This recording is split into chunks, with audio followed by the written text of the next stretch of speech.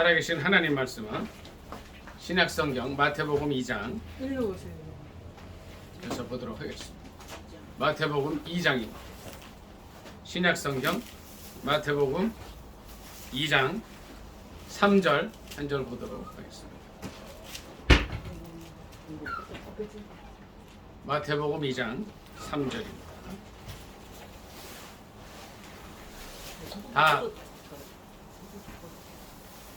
다 찾으신 줄 알고 제일 아래 누르시면 돼요. 마태복음 2장 3절입니다. 신약성경책 1페이지 되겠습니다. 2장 3절 한 절 보겠습니다.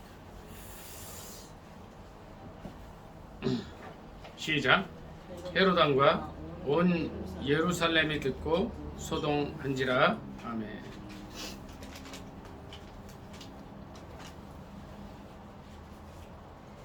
이 말씀을 본문으로 해서 헤롯 가문은 왜 2대에 걸쳐서 하나님의 복음을 방해했을까라는 제목으로 은혜 나누기를 원합니다. 제목이 뭐라고요? 헤롯 가문은 왜 2대에 걸쳐서 하나님의 복음을 방해했을까? 복음 전파를 방해했을까? 이제 마태복음 2장 3절에 보면 헤롯 왕과 온 예루살렘이 듣고 소동했다. 그랬어요. 왜 이렇게 소동을 했을까요? 현무경제.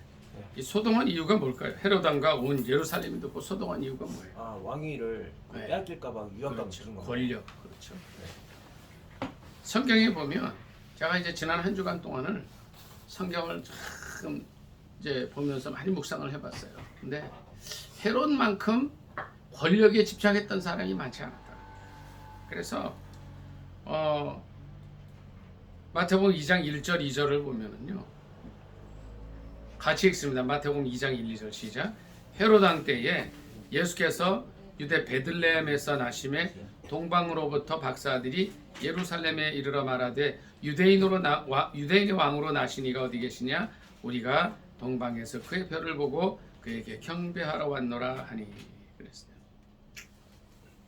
이 동방의 박사들은 평생을 하늘을 보면서 별을 연구하는 사람이에요. 그런데 별을 연구하다 보니까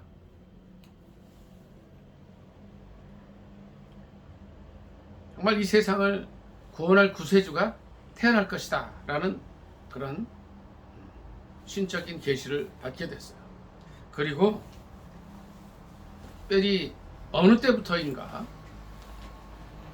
하늘을 비추는 거대한 신성, 말하자면 정말 이 시대를 밝힐 수 있는, 이 어둠을 밝힐 수 있고 또 이 혼란한 세상에 빛이 될 만한 분이 태어나실 거라는 확신을 가지고 그 별을 따라 이제 이동을 하는 거예요. 이동.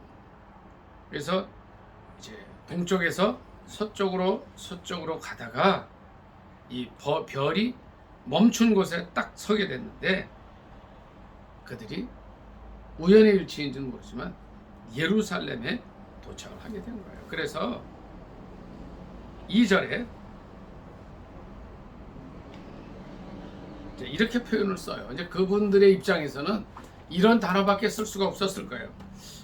이제 이분이 온 세상을 구원할 구세주시라면 이 유대 지역 예루살렘이니까 이 지역의 왕으로 태어나셨을 겁니다 하고서 이제 그런 단어를 쓰게 되죠. 유대인의 왕으로 나신 이가 어디 계시냐. 이제 그렇게 했어요. 이제 공교롭게도 궁전에 들어가서 그 얘기를 한 것 같아요. 근데 이제 많은 사람들에게 또 문의도 했겠죠. 여기 궁전이 어딥니까? 물어보기도 하고, 내가 어디서 이걸 좀 알 수 있겠습니까? 이 문제를 풀 수 있겠습니까? 이분들은 평생의 이 수건이었어요. 수건.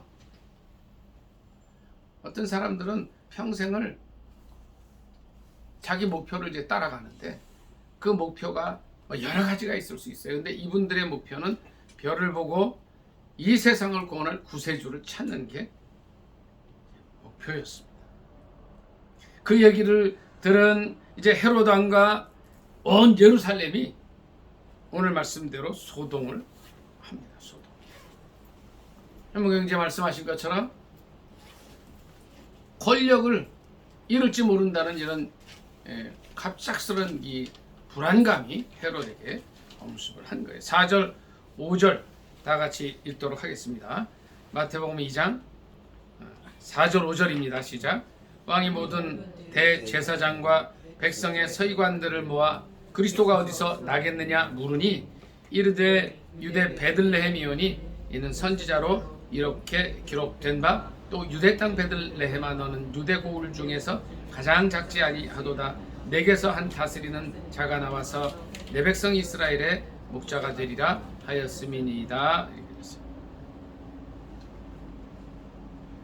이제 성경의 예언의 말씀을 이렇게 비추어서 얘기를 해주니까 헤롯이 이 동방의 박사들을 가만히 불러서 모았어요. 그 별이 언제 나타났냐? 어느 때 나타났냐? 자세히 물어, 자세히. 그리고 8절에 보니까 거짓말을 해요. 거짓말을. 뭐라고 거짓말을 해요? 내가 이제 당신들이 정말 평생을 거쳐서 아기로 태어나실 구세주를 찾아오셨는데 당신들은 유대의 왕이라는 표현을 쓰긴 했지만 나도 가서 좀 인사를 드리겠다. 그분을 찾아요. 근데 속은 아니었죠. 마음으로는 그래 내가 그를 죽일 거야. 그래서 내가 내 권력에 방해가 되는 그런 일들이 조금이라도 보이면 내가 뭐 이럴 수도 있겠죠. 삼족을 멸할 거야. 뭐 이럴 수도 있었겠죠. 왜냐하면 왕의 입장에서는 이것이 반역이 될 수 있기 때문에 그래요. 그런 일들이 있었다는 거예요. 9절 다 같이 읽습니다. 9절 시작. 박사들이 왕의 말을 듣고 갈새 동방에서 보던 그 별이 문득 앞서 인도하여 가다가 아기 있는 곳 위에 머물러 서 있는지라 그들이 별을 보고 매우 크게 기뻐하고 기뻐하더라. 집에 들어가 아기와 그의 어머니 마리아가 함께 있는 것을 보고 엎드려 아기께 경배하고 보배합을 열어 황금과 유향과 모략을 예물로 드리니라. 12절도요. 그들은 꿈에 헤롯에게로 돌아가지 말라 지시하심을 받아 다른 길로 고국에 돌아가니라. 자, 헤롯이 어떤 생각을 가지고 있었어요? 말은 나도 가서 경배하겠습니다. 알려주세요 하고서는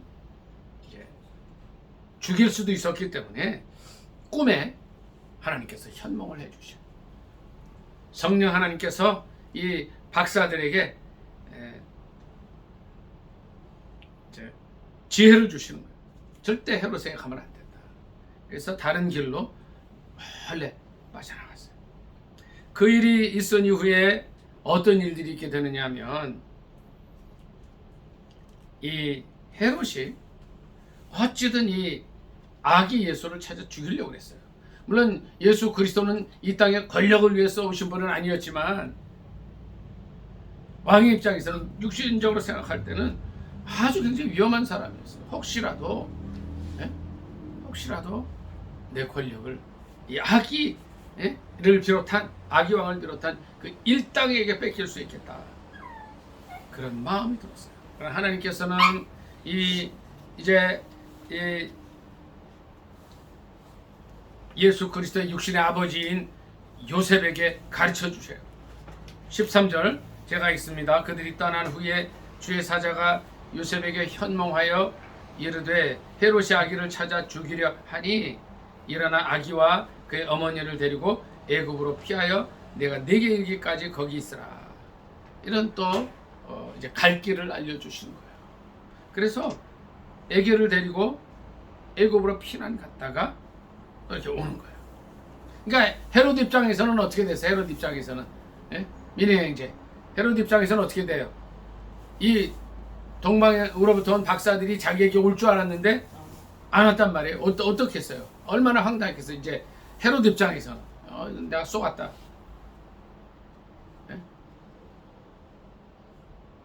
민의 형제 이 헤롯이 어떻게 하겠어요? 잘 안 들려요. 화나가지고 행동을 했을 거라면 어떤 행동을 했겠어요? 예? 영화 사례. 영화 살해를 하죠. 영화 살해를 하죠. 자, 민혜 형제가 16절, 17절 좀 읽어주세요. 크게. 이에 헤롯이 박사들에게 속은 줄 알고 심히 노하여 사람을 보내어 베들레헴과 그 모든 지경 안에 있는 산의 아이를 박사들에게 자세히 알아본 그때를 기준하여 2살부터 그 아래로 다 죽이니 이에 선지자가 예레미야를 통하여 말씀하신 바 라마에서 슬퍼하며 크게 통곡하는 소리가 들리니 라헬이 그 자식을 위하여 애곡하는 것이라 그가 자식이 없음으로 위로받기를 거절하였도다 함이 이루어졌느니라. 아멘. 네. 2살 이하를 다 죽이고 마는 거예요. 죽이고. 참 굉장히 이 권력욕에 이 사로잡힌 사람들은요 아주 그냥 무정한 일도 해버리는 거예요. 그러니까 아기들은 아기 엄마에게 전부 다잖아요. 그렇죠? 전부 다예요. 보면. 그런데 그때로부터 2살 이하 자기 권력에 앞으로 방해가 될 존재들을 전부 죽여버려요.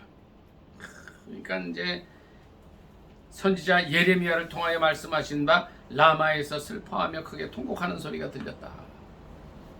선지자 예레미야는 예수님 오시기 약 700년 전 사람이에요. 700년 전에 이게 다 예언이 돼 있었어요. 헤롯이라는 사람이 왕으로 와서 권력에 집착하다가 귀한 생명들을 죽인다. 그리고 그는 19절에 보니까 죽습니다. 자, 우리 말씀 한 구절 더 찾아보도록 하겠습니다. 사도행전 12장을 보겠습니다. 사도행전 12. 이건 좀 성경 껴놓으세요. 이렇게 종이 좀 껴놓고 사도행전 12장 1절부터 몇 절 읽습니다.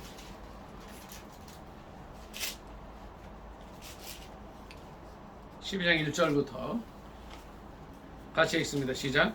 그때 헤롯 왕이 손을 들어 교회 중에서 몇 사람을 해하려 하여 요한의 형제 야고보를 칼로 죽이니. 자, 여기까지 읽습니다. 여기까지 읽습니다. 자, 마태복음 2장부터 사도행전 12장까지는 약 30년의 기한이 있습니다. 33년의 기한이 있습니다. 그러니까 이제 여기서 헤롯 왕은 마태복음 2장의 헤롯 왕의 아들이겠죠. 다음 세대 왕이 있어요. 근데 아들 헤롯 왕이 어떤 일을 합니까? 교회 중에서 몇 사람을 해하려 하는데 예수님의 12제자 중에 하나인 요한의 형제 야고보를 칼로 죽여요. 대를 이어서 헤롯 가문은 하나님의 복음을 역행하고 있는 거예요. 그러니까 이제 오늘 제목대로 그거예요. 왜 그랬을까? 왜 이들이 이랬을까? 왜? 그리고 헤롯 왕은 나중에 죽습니다. 헤롯 왕 죽는 걸 좀 볼게요. 12장 20절 다 같이 읽을게요.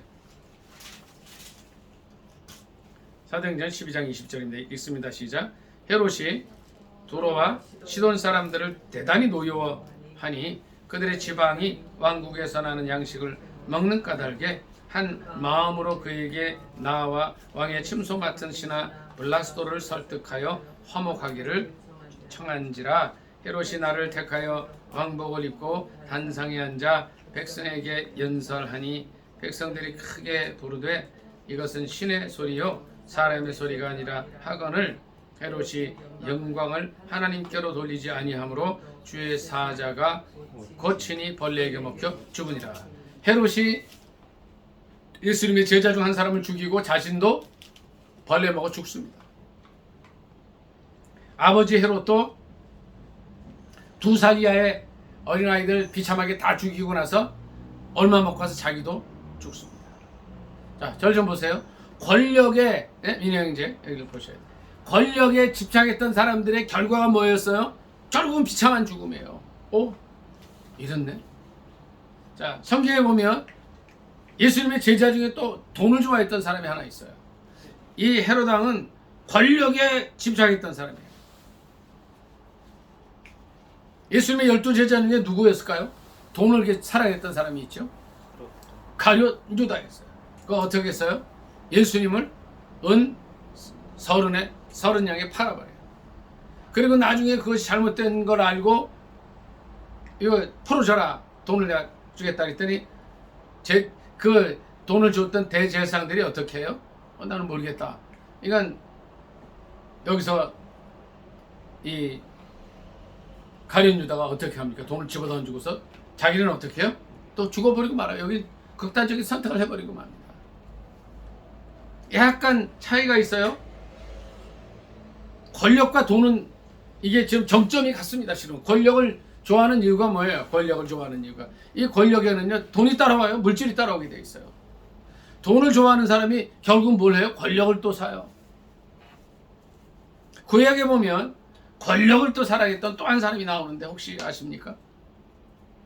김한나 집사님 혹시 알아요? 전사랑 사모님 혹시 알아요? 권력을 사랑했던 사람이 하나 있어요. 우리 현무 형제님. 네. 권력을 사랑했던 사람이 누가 있어요? 솔로몬 왕 아들 그 르호보암 왕. 르호보암. 또 그 전에 누가 있어요? 사울 왕이었습니다. 사울왕. 그 초대 왕. 네. 민혜 형제. 사울왕이 어떻게 권력을 사랑했습니까? 혹시 기억나는 거 있으면 말씀해 주세요.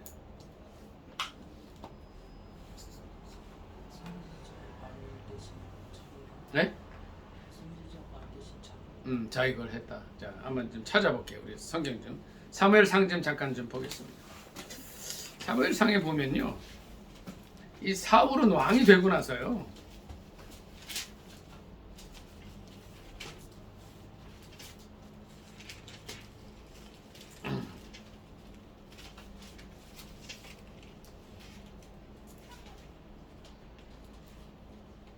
(14장 52절) 봅니다. 14장 52절.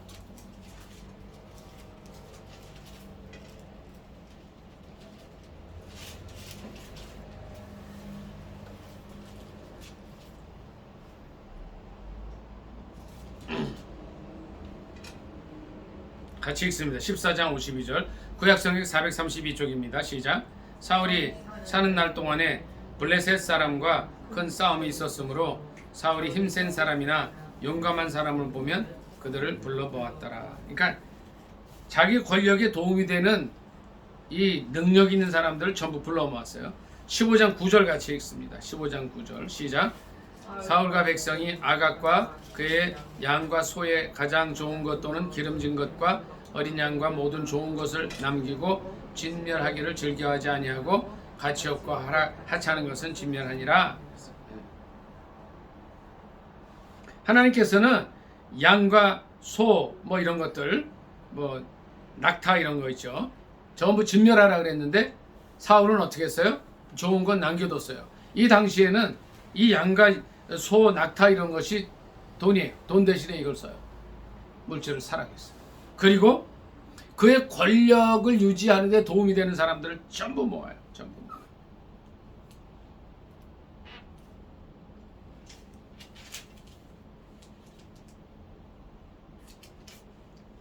사울은요,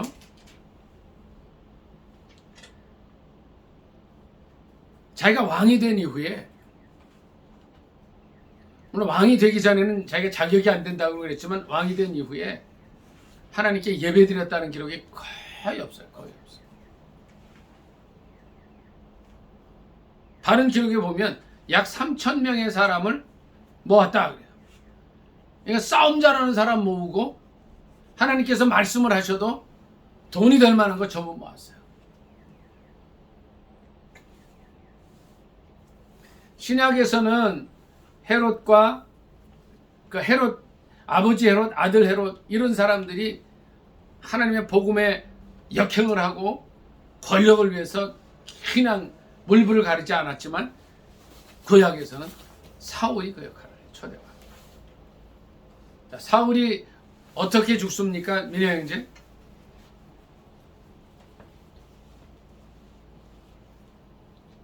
나중에 어떻게 죽죠? 블레셋 전쟁에서 예. 요나단하고 예. 말기수아랑 아비나를 예. 전사합니다. 예. 비참하게 죽습니다. 비참하게. 그 산 이름이 뭔지 혹시 아세요? 길보아산. 길보아산 전투에서. 가셔서 이제 사무엘상 부분을 한번 쭉 읽어보시면 그 부분이 나와요. 비참하게 죽습니다. 자, 저를 좀 보세요. 권력을 사랑하고 물질을 쫓아갔던 사람들의 결과가 구약이나 신약이나 똑같습니다. 제가 이 말씀을 준비하면서 깜짝 놀라버린 거예요. 깜짝 놀라. 그럼 오늘부터 가서는 돈도 벌지 말고 막 이런 얘기가 아니에요. 하나님보다 권력을 사랑하고 하나님보다 물질을 쫓아갔던 이들의 삶의 끝이 너무 비참하게 돼요.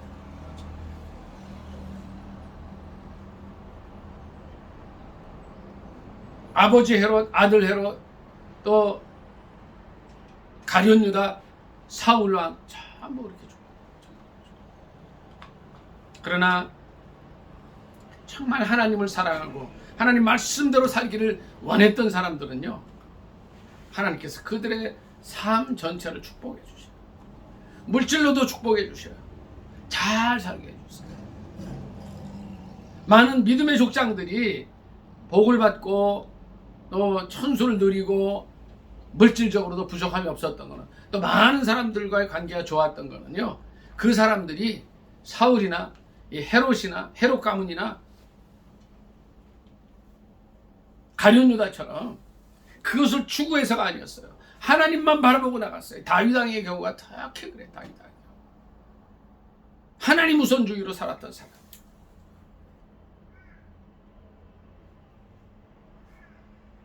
우리 다윗 왕의 글을 한번 좀 읽어보겠습니다. 시편 1편 한번 다 같이 읽습니다.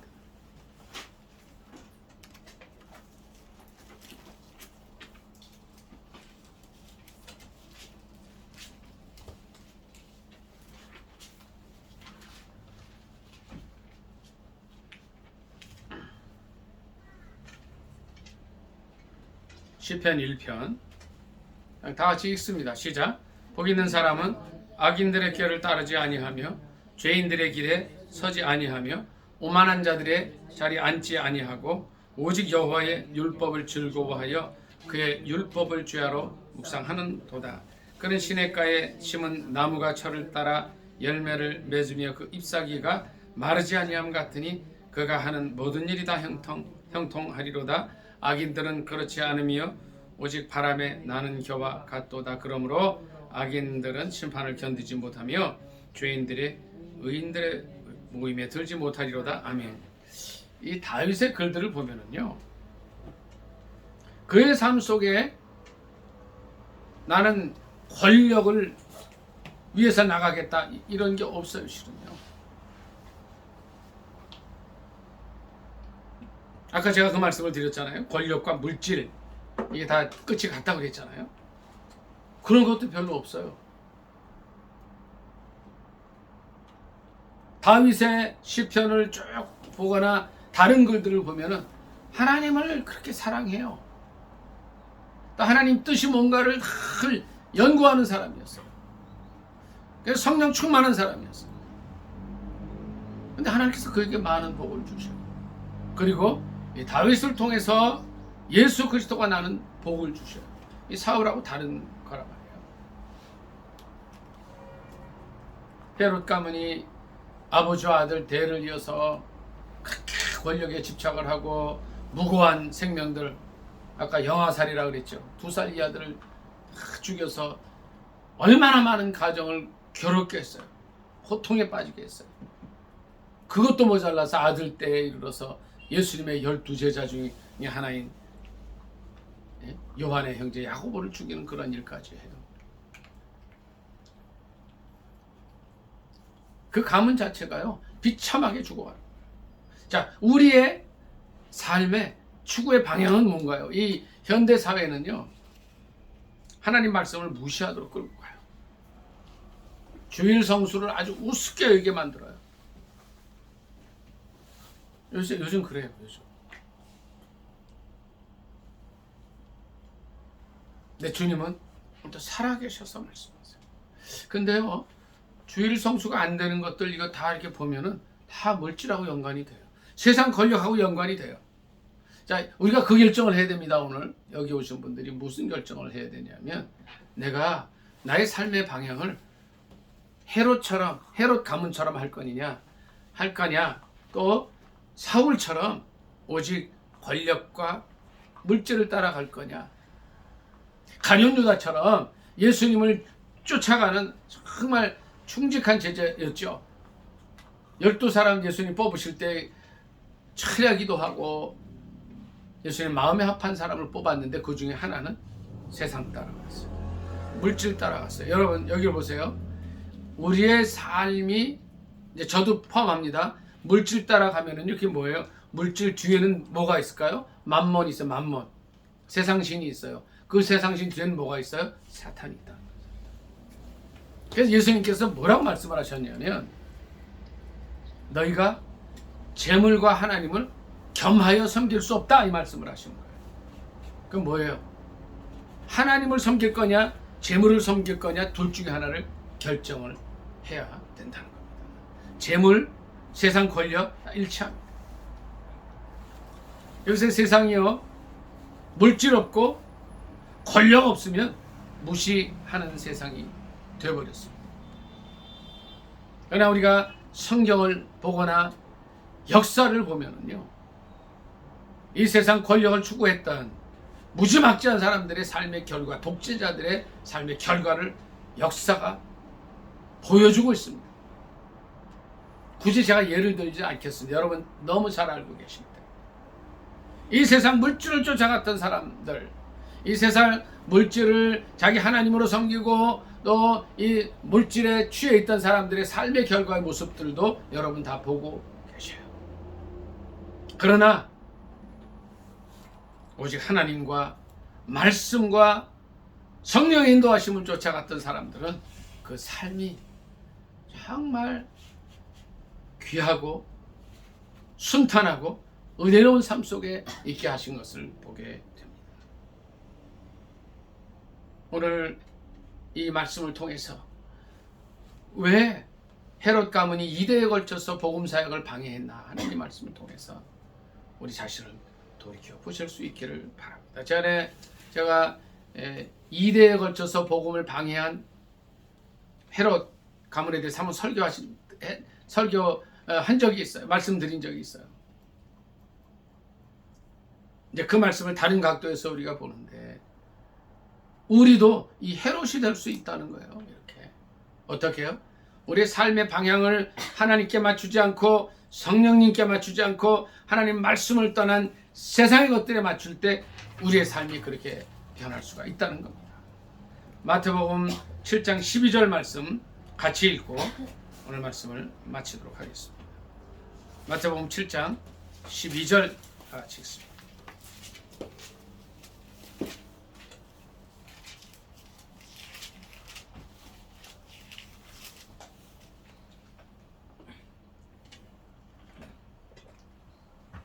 (13절) (14절) 읽습니다. 13절 14절 마태복음 7장 13, 14절입니다.